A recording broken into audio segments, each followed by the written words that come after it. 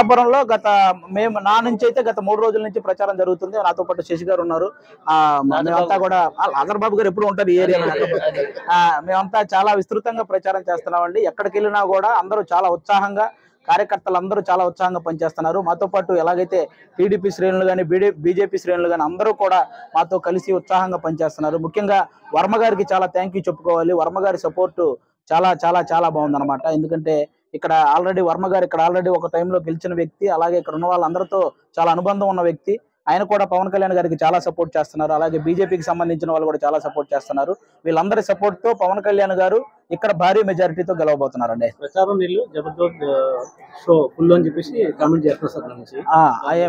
General గా చెప్తున్నానండి, comedians అనేది మేము ప్రొఫెషనల్ గా కమెడియన్ అండి, వాళ్ళలాగా పొలిటికల్ కమెడియన్స్ అయితే కాదండి.